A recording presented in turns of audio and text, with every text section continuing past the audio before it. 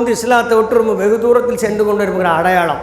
அல்லாஹ்விடத்தில் பாவ மன்னிப்பு கேட்பதில்லை, அல்லாஹ்விடத்தில் பாதுகாப்பு கோருவதில்லை, அல்லாஹ்வின் அருளை வேண்டி நம்ம வந்து அல்லாஹ்விடத்தில் பிரார்த்திப்பதில்லை, சஜ்ஜாவில் அல்லாஹ்விடத்தில் நம்ம கண்ணீர் மல்கி அவனோட பிரார்த்தனை செய்வதில்லை, பெற்றோர்களுக்காக ஒரு நாளைக்கு ஒரு தடவையாவது பிரார்த்தனை செய்ய நம்மள எத்தனை பேர் இருக்கிறோம்?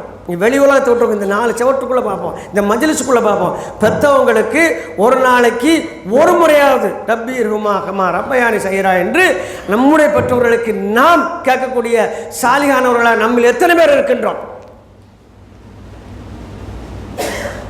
எந்த ஒரு காரியத்திலையும் நமக்கு என்ன இல்லை, இஸ்லாமிய சாயலோ இஸ்லாமிய பண்புகளோ இஸ்லாமிய கருத்தியலோ இஸ்லாமிய செயல்பாடுகளோ இல்லை. ஆனால் நாம் எந்தவித கலக்கமும் இல்லாமல் அச்சமும் இல்லாமல் இருமாப்போடு இருந்துக்கொண்டிருக்கிறோம் வெற்றியடைந்தவர்களைப் போல என்று சொன்னால் நாம் எந்த விதமான மது மயக்கத்தில் வாழ்ந்து கொண்டிருக்கின்றோம். இன்னும் ஒரு விஷயம் தெரியுமா? சமீபத்தில் எனக்கு ஒரு சொன்னார், அது ரசூல் ஸல்லல்லாஹு அலைஹி வஸல்லம் கேட்ட துவாக்கள் அதிகமான துவா தெரியுமா? அப்படி கேட்டு சொன்னார், நரகத்திலேருந்து பாதுகாப்பு தரனா தானே. அல்லாஹ் அவருக்கு எதை வாக்களிச்சிருக்கான்? சொர்க்கத்தை. ஆனால் அவங்க நரகத்தில் பாதுகாப்பு தேடுறாங்க. இந்த சமுதாயத்தை கற்றுக் கொடுக்கிறார்கள். ஏன் தெரியுமா? அல்லாஹ் அவன் அதிகாரத்தில் யாரும் தலையிட முடியாது. அவன் என்ன தீர்ப்பு சொல்லானோ அதான் தீர்ப்பு. அதனால் அல்லாஹ்வின் தீர்ப்பை நாம் பெற்று சுவனத்திற்குள் காலடி எடுத்து வைக்கும் வரை நாம் அல்லாஹ்விடம் கெஞ்சியவர்களாகவும் அல்லாஹ்விடம் பிரார்த்தித்து மண்டியிட்டவர்களாகவும் அல்லாஹ்விடம் சரணடைந்தவர்களாக இருக்க வேண்டும். இதுதான் நம்ம அல்லாஹ்வுடைய தூதர் நமக்கு கற்றுத்தந்த பாடம். நம்மள்கிட்ட அந்த பண்பு இருக்கிறதா? அப்போ இந்த பண்பெல்லாம் நம்மகிட்டே இல்லையே, அப்போ மாற்றுமோ சவரோட்ட எப்படி இருக்கும்? அதனால தான் நீங்கள் உலகம் எப்படி இருக்குது? பெற்ற தாயை ரோட்டில் பிச்சை எடுக்கக்கூடிய காலமாக மாறிடுச்சு. ஒரு 3 நாளைக்கு முன்னால் ஒரு அம்மா வயசானம்மா சொல்லுது, பிள்ளைகள்லாம் பெருசு வருஷம் வளர்ந்துட்டானுவோ, யாரும் ஒரு ரூபாய் சோகத்துக்கு வழி இருக்கான்னு என்கிட்ட கேட்க மாட்டேக்கானுவோ. அது சொல்லுது. அது வந்து பிச்சையெல்லாம் கேட்க வரல, அது வந்திருக்கு, ஒரு சின்ன ஒரு பொருளை கொண்டு சரி பண்ண வந்திருக்கு. அது சொல்லுது, பிள்ளைகள் நானும் பத்தம்யா, எந்த பிள்ளை என்ன சாப்பிட்டியான்னு கேட்கறதுக்கு இல்லை, என் பிள்ளை பற்றி என்ன செய்யணும். அப்போ அதை மட்டும் ஒன்றே ஒன்று சொன்னேன், நீங்கள் பிள்ளைகள்லாம் வந்து நம்மளை இப்படி விடுதாங்கன்னு என்ன காரணம்னு சொன்னால், நம்ம இப்படி விட்டால் நம்மளை இறைவன் கேட்பான் அப்படிங்கிற ஒரு அச்சத்தை அவனுக்கு நீங்கள் என்ன செய்யணும், சொல்லிக் கொடுத்துருக்கணும். அதுக்கு உங்களுக்கு சொல்லிக் கொடுக்க தெரியும். ஏன்னா உங்களுக்கு இறைவன் யாருன்னு தெரியாது. இதுதான் பிரச்சனை. இறைவன் யாருன்னு தெரிஞ்சு அவனை வணங்கி அவனை கொண்டு அவனை கொண்டு எந்த படைச்சானோ அந்த இறைவனை கொண்டு உன் மகனை காண்பிச்சு இவன் உனக்கு நாளைக்கு எல்லாம் தருவான் நீங்கள் சொல்லியிருந்தீங்கன்னா அவன் பயப்படுவான். என் இறைவனுக்கு பதில் சொல்லணும்னு. உங்களுக்கு தான் எதுவுமே கிடையாது. அவன் எப்படி உங்களை பாப்பான்னு எப்படி நம்புறீங்க என்று கேட்டதுக்கு நம்ம ஆச்சரியப்பட்டு யோசித்து கொண்டு போகுது. அப்படியே இதுதான் யதார்த்தம். அப்போ என்னன்னா, இன்றைக்கி என்ன தவறு செய்தாலும் அதற்கு அல்லாஹ்விடத்தில் நாம் விசாரிக்கப்படுவோம் என்ற ஒரே ஒரு சிந்தனை இருந்தால் நாம் விரும்பாமலோ நம்மால் தவறு செய்யவே இயலாது. அதுதான் மர்மை. அப்போ மர்மையை நம்பினால் மட்டும்தான் நாம் முஸ்லீமாக இந்த பூமியில் வாழ முடியும். மர்மையை நம்பினால் மட்டும்தான் இந்த உலகத்தில் அநீதிகள் செய்யாமல் இருக்க முடியும். ஒருவேளை அநீதி செய்துவிட்டால் அதற்கு பரிகாரம் தேடக்கூடியவர்களாக இருப்போம். ஆகையால் அன்புக்குரியவர்களே, மறுமையினுடைய அந்த கல்வியை நம்ம அதிகமாக தேடக்கூடியவர்களாகவும் மறுமையை பற்றிய அச்சம் அதிகம் வரக்கூடிய மக்களாக இருக்கணும். நாம் சிறு சிறு விஷயங்கள் செய்துக்கிட்டு அதிலே சந்தோஷப்பட்டுக்கிட்டு இருக்கிறோம். அதை விட பெரிய விஷயம் மறுமையினுடைய செய்தியை மக்கள் மத்தியில் கொண்டு சேர்க்கணும். பைபிளில் நிறைய இடங்கள் இருக்குது. பரலோக ராஜ்யம் இருக்குது. பரலோக ராஜ்யம் எப்போப்பா எங்கே எப்படி இருக்கும் தெரியாது. அவங்க ரொம்ப நம்மளோட டீசென்ட். என்னென்னா பைபிளில் குறிப்பிட்ட பகுதிக்கு மேலே படிக்க விட மாட்டாங்க. நீங்கள் இதை மட்டும் படித்தா போதும் அப்படின்னு. ஏன் அப்படி ஒரு ஆள் கேட்குறாரு. அவரே என்கிட்ட சொன்னார், நான் கேட்டேன் பைபிளை ஏன் எல்லாத்தையும் படிப்பிட மாட்டேன்னு. சாத்தா அவனை குழப்பிடுவானாராம். சாத்தா அவனை குழப்பிடுவானு. பைபிளை முழுவதுமாக படித்தா நிலைமை என்ன தெரியுமா வரும்?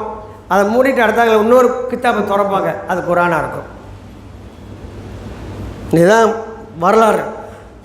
அங்கே உள்ள கேள்விகளை விட எங்கே இருக்கிறது. ஆகையால் அன்புக்குரியவர்களை, இந்த உலகம் எப்படியெல்லாமோ போய்கொண்டிருக்கு. இப்போ நமக்கு அதிகமான பணிகள் பொறுப்புகள் இருக்கிறது. ஆகையால் நாம் முஸ்லீமாக இருந்து மறுமையை படித்துணர்ந்து அல்லாஹ்வை நாம் சந்திக்க வேண்டும் என்ற ஒரு உறுதியும் ஒரு திட்டத்தை ஏற்படுத்திக் கொள்ள வேண்டும். இன்னைக்கு எல்லாம் மரணம் அடைஞ்ச உடனே என்ன சொல்கிறோம்?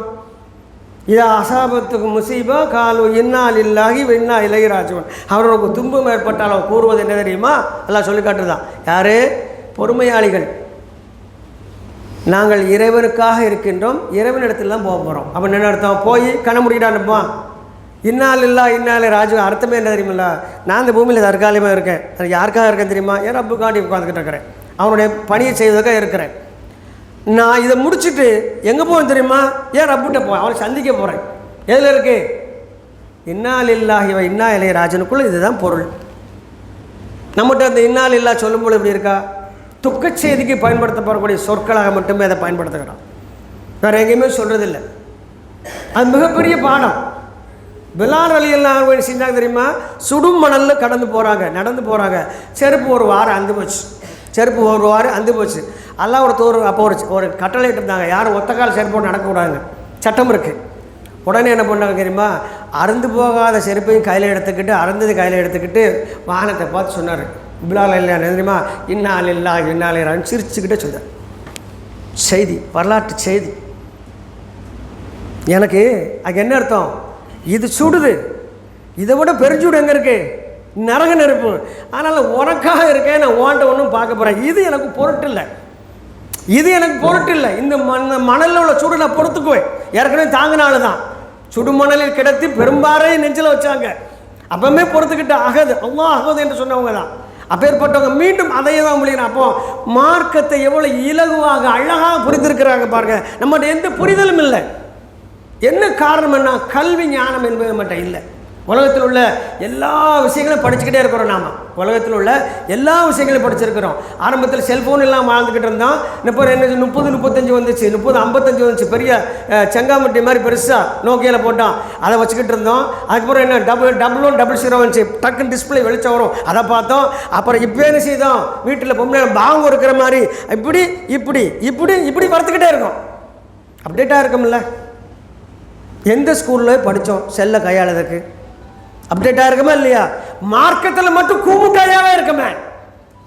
கூமுட்டையாக குஞ்சு பொறிக்கிறதும் இல்லை, உணவாக மாறுவதும் இல்லை, அழுகிய நிலையில் இருக்கிறோமே. போன வருஷம் எனக்கு எந்த நிலைமை மார்க்கத்தில், அதே நிலைமை இந்த வருஷம். இந்த நிலையில் மரணித்தால் என் கதி என்னாவது என்ற அச்சம் இருக்கிறதா நமக்கு? மார்க்கத்தை கற்றுக்கொள்வதற்கு நாம் என்ன முஸ்லிம்கள் எடுத்தோம், எத்தனை நேரத்தை செலவழித்தோம்? நல்லா வழக்கெடுங்க. உங்களுக்கு மார்க்கத்தை பொறுத்த வரைக்கும் ஒரே ஒரு விஷயம், உங்களுடைய வாழ்க்கை தலைகளாக புரட்டிவிடும். ஒரு வார்த்தை உங்களை தலைகளாக புரட்டி அல்லாஹ்வினுடைய அருளுக்கு மிகவும் அருகாமையில் கொண்டு நிறுத்திவிடும். அப்பேற்பட்ட கல்வி மார்க்க கல்வி. அதுக்கான எந்த முயற்சி எடுத்திருக்கிறோம்? புதிய வேலைவாய்ப்பு என்று நீங்கள் ஒரு நோட்டீஸில் போட்டோம்னு சொன்னால் குறைஞ்ச நேரத்தில் வரும், இது ஃபேக் நியூஸ்னு வந்துடும். உடனே ஆய்வு செஞ்சிருந்தாரு, இது சரியாக செய்தி தப்புன்னு. மார்க்க விஷயத்தில் எந்த ஆய்வும் கிடையாது. என்னத்தையும் நீ சொல்லிட்டு போ, நான் இப்படி தான் இருப்பேன் என்ற சூழ்நிலையில் இருந்தோம் என்று சொன்னால், அப்போ காஃபிர்களுக்கும் நமக்குள்ள வித்தியாச வேறுபாட்டை அல்லாஹ்விடத்தில் எவ்வாறு காண்பிக்க போகின்றோம்? எனவே அன்புக்குரியவரை இதை உங்கள் சிந்தனைக்கை விட்டுவிட்டு முதல்வரை நிறைவு செய்கின்ற எல்லாம் அல்லாஹ் ரப்புல் ஆலமீன் வரக்கூடிய காலங்களானது நமக்கு மார்க்க சிந்தனையோடு மார்க்க அறிவோடு இந்த பூமியில் வாழக்கூடிய எஞ்சிய நாட்கள் கழிக்கக்கூடிய பாக்கியத்தை தந்திரவானாக என்று பிரார்த்தித்து நிறைவு செய்கின்றேன். வாஹிரு தௌவானா அனில் ஹம்துலில்லாஹி ரப்பில் ஆலமீன். அஸ்ஸலாமு அலைக்கும் வரஹ்மத்துல்லாஹி வபரகாத்துஹு.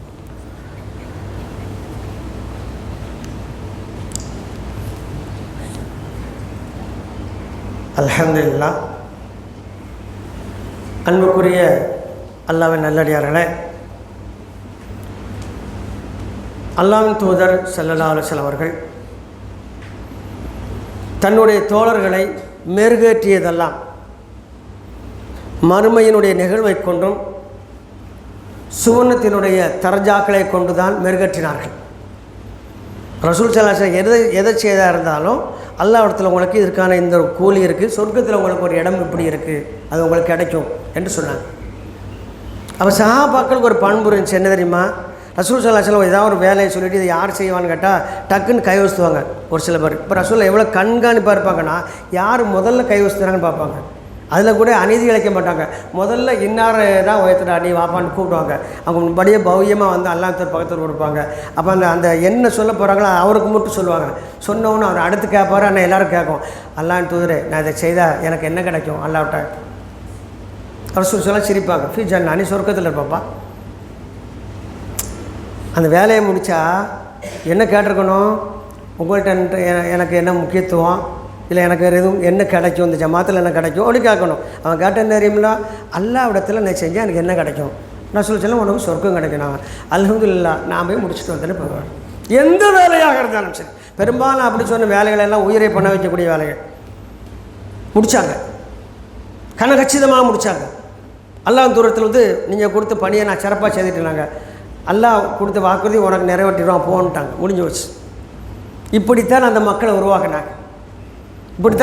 உருவாக்குனாங்க, பசிச்சவங்க வந்தால் இவர் அல்லாவோட விருந்தாளி இந்த ஊருக்கு வந்திருக்கிறாரு, இவருக்கு யார் உணவளிக்க போறீங்கன்னு இருப்பாங்க. அப்படி தான் அபுதுல்கார் அலியெல்லாம் இருக்காங்க, கூப்பிட்டு போய் ஒரே ஒரு சாப்பாடு இருந்ததை குழந்தைக்கு கூட கொடுக்காம இருட்டுக்குள்ளே அவரை சாப்பாடு வச்சாங்க. அல்லாஹ் வசனமாக இருக்குன்னா அல்லாஹ் அவங்களுடைய உபசரிப்பை அல்லாஹ் ஏற்றுக்கொண்டான். இவர்கள் யார் தெரியுமா, தங்களுக்கு தேவை இருந்தும் பிறருடைய தேவைக்கு முன்னிறுத்துவார்கள், முன்னிலை கொடுப்பார்கள். அல்லாவின் அருள்குறிகள் என்று அல்லாஹ் செஞ்சான். இஷாவில் சாப்பாடு கொடுத்ததுக்கு ஃபஜரில் வசனம் இறங்க வந்தவொன்று நல்லா வருஷம் ஓ விஷயத்தில் எல்லாம் வச்சுட்டான். நான் ஏற்று கூட்டு நல்லா சாப்பாடு கொடுத்தீங்களா, அல்லாஹ் என்ன செஞ்சுட்டான், உச்சி குளிர உங்களுக்கு செய்தி சொல்லியிருக்கிறான் என்று சொன்னாங்க. இப்படித்தான் அந்த மக்கள் எது இருந்தாலும் இல்லை என்றாலும் அல்லாஹ்விடத்தில் எனக்கு என்ன இருக்கிறது என்று கேட்டாங்க. அப்போ இதையெல்லாம் நாம் தெரிந்து கொள்ளாமல் நாம் பொத்தாம் போக்கில் எல்லோரையும் போல் வாழ்ந்து கொண்டு இருக்கின்றோம். நல்லா நீங்கள் ஒரு விஷயம் விளையாடுங்க, இறுதியாக ஒரு 5 நிமிஷம் இருக்குது. நம்மளுடைய கால்குலேஷன் இருக்குது இல்லையா, நம்ம இப்போ வாழ்ந்துக்கிட்டு இருக்க தற்போதைய கால்குலேஷன் இது 100க்கு 100 தவறான கணக்கு. என்ன தவறான கணக்கு? மக்காவிலிருந்து உயிரை கையில் பிடித்துக்கொண்டு விரட்டடிக்கப்பட்டவர்கள் முஹாஜிர்கள், அவ்வளோ சஹாபாக்களும் அல்லாஹ்வின் தூதரை வழிநெடுக கொலைசியை துரத்தின சம்பவம்லாம் இருக்குது. வந்தாங்க, மனைவி விட்டுட்டு வந்தவங்க உண்டு, கணவனை விட்டுட்டு வந்தவங்க உண்டு, மனைவியும் கணவனும் சேர்ந்து குழந்தையை விட்டுட்டு வந்தவங்க உண்டு, தாய் தப்பனை விட்டுட்டு வந்தவங்க உண்டு. இப்படி எல்லாவற்றையும் விட்டு உடுத்திய துணிகளோடு கண்களில் வந்து பஞ்சமும் வயிறுகளில் பசியும் சுட்டரிக்க கால்நடையாக மக்காவிலிருந்து மதீனாவை நடந்தார்கள். அல்லாஹ் வந்தோன்னு அவங்க என்ன செஞ்சுருக்கணும்னு சொன்னால் வசதியான வாழ்க்கையை மட்டும்தான் கொடுத்துருக்கணும். எல்லாத்தையும் விட்டுட்டு இருந்தாங்க, சொத்தை விட்டாங்க, உரம் விட்டாங்க, எல்லாம் விட்டாங்க. அல்ல எதெல்லாம் தெரியுமா கொடுத்தான் அவர்களுக்கு? முதல்ல இந்த பூமியினுடைய பிரதிநிதிகள் என்ற அங்கீகாரத்தை அவர்களுக்கு முதலில் வழங்கினான். 1. 2 உணவுக்கு உணவு வழங்கினான், உடைக்கு உடை வழங்கினான், அதிகாரத்தை வழங்கினான், சொந்த பந்தங்களை வழங்கினான், வியாபாரத்தை கொடுத்தான், எல்லாத்துவற்றிற்கும் மேலாக ஆட்சியையும் அதிகாரத்தையும் அல்லாஹ் கொடுத்தான். அவங்க ஆட்சியை விட்டுட்டு வரல, நல்ல விலை கெடுங்க, அவங்க ஆட்சியை விட்டுட்டு வரல, அங்கே பொழப்பு நடத்தினாங்க, குடும்பத்தோடு இருந்தாங்க, வாழ்ந்தாங்க, சொத்து பத்துக்களையும் சொந்த பந்தங்களையும் விட்டு விட்டு வந்தாங்க. அல்லாஹ் அவற்றையெல்லாம் 1க்கு 10 ஆக்கி கொடுக்கும் பொழுது ஆட்சியையும் கொடுத்தார். நீ நம்ம மனநிலை எப்படி இருக்கு? ஆட்சியை பிடிக்கணும், ஒரு காலம் முடியாது. இதே சூழ்நிலை முஸ்லிம்கள் இருந்தார், இன்னும் 1000 வருடங்கள் ஆனாலும் சரி முஸ்லிம்கள் ஆட்சியை பிடிக்க முடியாது. இது அல்லாஹ் மீது ஆணை. அதுக்கு நம்ம என்ன இல்லை, சூட்டு இல்லை, தகுதி இல்லை. அந்த மக்களுக்கு எல்லாம் ஆட்சி கொடுத்தாம தகுதியை வளர்த்து கொண்டார்கள், அர்ப்பணித்தார்கள், தியாகம் செய்தார்கள். அல்லாஹ்வின் தீர்ப்பொருத்தை தவிரவர்கள் வேற ஒன்றும் இல்லை என்றார்கள். அல்லாஹ் அவர்களை பொருந்தி கொண்டான், அவர்கள் அல்லாஹ்வை பொருந்தி கொண்டார். அதான் வரல்வான்கும். இதுதான் சம்பவம். அப்ப இதையெல்லாம் செய்ய வேண்டியதெல்லாம் செய்யாம ஆட்சி கிடைக்கும் என்றால் நாங்க 800 வருஷம் சேர்ந்த ஆட்சி எங்க போச்சு? ஆங்கிலேயர்களை விட முஸ்லிம்கள் தான் இந்தியாவை அதிகமாக ஆழ்ந்தாங்க. அந்த ஆட்சி எங்க? ஸ்பெயின் இன்னைக்கு கிறிஸ்துவ நாடுகளில் இருக்கிறது, அது முஸ்லீம் நாடு, பல கோடி முஸ்லீம்கள் இருந்தாங்க. அந்த ஆட்சி எங்க போச்சு? அந்த மக்கள் அங்கே போனாங்க. ஏன் அந்த வரலாற்று தெரிய வேண்டாமா? எல்லாம் நம்ம ஸ்டைலில் வாழ்ந்தாங்க. அல்லாஹ் செஞ்சான், நீ ஆட்சியாளருக்கு தகுதி இல்லைப்பா, நீ போயிரு. கடலுக்குள் சென்று கொத்து கொத்தாக கோழி கணக்கில் முஸ்லீம்கள் சேர்த்தாங்க. ஸ்பெயினில் சொந்த மண்ணில் வெட்டி சாய்க்கப்பட்டார்கள். ஸ்பெயினில் துடைத்தெறியப்பட்டார்கள் முஸ்லீம்கள். யாருமே இல்லை, நீ இருந்தால் நீ கிறிஸ்துவத்தை ஏற்றுக்கொள், இல்லை என்றால் உன்னால் முடிஞ்சால் உயிர் தப்பி இந்த ஊரை விட்டு ஓடிடு என்று பிரகடனப்படுத்தக்கூடிய அளவுக்கு மாறிச்சு. அங்கே முஸ்லீம் நாடாக இருந்துச்சு. மைனாரிட்டி முஸ்லீம்கள் இல்லை, அங்கே முஸ்லீம் நாடாக முஸ்லீம் ஆட்சி கிடந்த இடத்துல நடந்துச்சு. அதுக்கு முன்பு இருக்கக்கூடிய வரலாற்று ஆசிரியர் சொல்லக்கூடிய கருத்து என்ன தெரியுமா? அவர்கள் இஸ்லாத்தை இழந்த முஸ்லீம்களாக இருந்தார்கள். அல்லாஹ் அவர்களை இழிவுபடுத்தி விட்டான். சிம்பிள். அப்போ ஆட்சியை கொடுக்கறது யார், வாங்குறது அவர்கள் புரிஞ்சு கொள்வது யார்? அல்லாஹ் இல்லையா? நீ வீட்டுக்கு போன போகிற இன்ஷா இம்ரான் இம்ரானில் 3ஆம் அத்தியாயத்தை 26ஆம் வசனம் படிங்க. அல்லாஹ் தெளிவாக சொல்கிறான். அல்லாஹ் தான் நாடியவருக்கு ஆட்சியை கொடுக்கின்றான், தான் நாடியவருக்கு ஆட்சியை கொடுக்கின்றான், தான் நாடியவரை கண்ணியப்படுத்துகின்றான், தான் நாடியவரை இழிவுபடுத்துகிறான். அல்லாஹ் சொல்கிறான் அந்த இடத்துல 3:26. அப்போ எல்லாருக்கும் உலகத்தில் ஆட்சி கொடுத்த யார் தான் கொடுத்துருக்கா? அல்லாஹ் தான் கொடுத்துருக்கிறான். காஃபிர்களுக்கு அல்லாஹ் தான் ஆட்சியை கொடுக்குறான். ஃபிரௌனுக்கு ஆட்சி கொடுத்தது யாரு? அல்லாஹ் தானே. நம்ரூதுக்கு ஆட்சி கொடுத்தது யாரு? அல்லாஹ் தானே. அப்போ இந்த உலகத்தில் மிகப்பெரிய கொடுகோரர்களுக்கு ஆட்சியை கொடுத்தது யாரு? அல்லாஹ் தான் கொடுத்தான். ஆனால் அவர்களை மேய்க்கக்கூடிய ஈமானிய கூட்டம் உருவாகும் பொழுது அல்லாஹ் அவர்களை அடக்கி ஆழ்ந்து விட்டு முஸ்லீம்கள் கையில் ஆட்சி அதிகாரத்தை கொடுத்தான். இதுதான் சம்பவம். போரே செய்யாமல் ஒரு சின்ன சிற்றரசு, போரே செய்யாமல் ஒரு குறுநிற மன்னராக இருந்தவங்க பேரரசர்களான சரித்திரம் உலகத்தில் எங்கேயுமே கிடையாது. அது இஸ்லாமிய சாம்ராஜ்யத்துக்கு மட்டும்தான் உண்டு. அல்லாஹ் தூதர் மன்னராக இருக்கும் பொழுது, ஆட்சியாளராக இருக்கும் பொழுது அது ஒரு குறுநிலம். மக்கா மதீனாவை மட்டும்தான் கட்டுப்படுத்தும். வெளியில் போனால் அவங்க ஆட்சி கிடையாது. அது சிறுக சிறுக போய் எங்கே போயிடுச்சு? ரோமபுரி வரைக்கும் போயிடுச்சு, பைத்துல் முக்கத்தஸ் வரைக்கும் போயிடுச்சு, பெத்லஹேம் வரைக்கும் போயிடுச்சு, சிரியாவுக்கு போயிடுச்சு, எல்லா பக்கம் போயிடுச்சு ஆட்சி. ஆனால் இவங்க எங்கேயும் போய் என்ன செய்யலை? போர் செய்யலை. அவங்க வந்து சொன்னாங்க, உங்களுடைய நீதி மிக்க ஆட்சியை நாங்கள் பார்க்குறோம், எங்களுக்கு நிம்மதி இல்லை, எங்கள் நாட்டை உங்கள்கிட்ட தடையுங்கள் ஆட்சி செய்யுங்கள் சொல்லும்போது உங்களுக்கு தான் சொன்னாங்க, நீ உங்கள் நாட்டை என்கிட்ட தர வேண்டாம், ஆட்சி முறையை மட்டும் நான் உங்களுக்கு தரேன், இப்போ யார் என்னென்ன பொறுப்பில் இருக்கீங்களோ அவர்களே இருந்து கொள்ளுங்கள், ஆனால் இறைவன் ஒருவன் இருக்கின்றான் என்பதை கண்காணிக்கின்றான் என்பதை தெரிந்து கொள்ளுங்கள், நீதிமிக்க ஆட்சி நடத்துங்கள், இல்லை என்றால் உங்களுடைய மர்ம விசாரணையில் நீங்கள் மாட்டிக்கொள்கிறீர்கள், மர்மத்தை வச்சாங்க. எல்லா நாடும் கொத்து கொத்தா இஸ்லாத்துக்கு வந்துச்சு. நாட்டை மட்டும் ஒப்படைக்கல, இஸ்லாத்தை ஏற்றுக்கொண்டார்கள். நிறைய இடங்களில் வந்து சர்ச்சுகள் எல்லாம் வந்து எப்படி மாற்றப்பட்டது? பள்ளிவாசல்களாக மாற்றப்பட்டது. இதுதான் கடந்த கால வரலாறு. ஆனால் நாம் என்ன நினச்சிக்கிட்டு இருக்கிறோம்? நான் தொழ மாட்டேன், நான் நோன்பு வைக்க மாட்டேன், எனக்கு வேலை கஷ்டம், எனக்கு வயிற்றுக்குள்ள வலி, எனக்கு கல்லடப்பு, எனக்கு கால் வலி, நின்னா முட்டுக்கால் வலி எல்லாம் இருக்குது. போர்க்களத்தை விட ஒரு கொடுமையான இடமா? போர்க்களத்தில் ஒரு ரக்காய் தான் தொழணும் என்று அல்லாஹ் தொழுகையை அங்கே கண்டிப்பாக தொலை சொன்ன இடம் போர்க்களம். இன்றைக்கி நம்ம எப்படி இருக்கிறோம்? வீட்டில் சொகுசுவாசிகளாக வாழ்ந்து கொண்டு இருக்கின்றோம். தொழுகை இல்லை, தொழுகை இல்லை. இக்காமத்து இன்னைக்கு காலையில் கூட இக்காமத்து சொல்லும்போது 5 பேர் தான் நிற்கிறோம். அப்போ தொழுக முடியும் போது 2 ஸ்டெப் வருது, மெதுவாக வராங்க. பள்ளியாசல் தானே, வேறு ப்ரோக்ராம் கேட்டு போவாங்க, மறக்காமல் பார்க்கணும்னா முன்னால் உட்காருவாங்க, பின்னால் உட்காந்து தெரியாது சரியா, அப்படி தானே.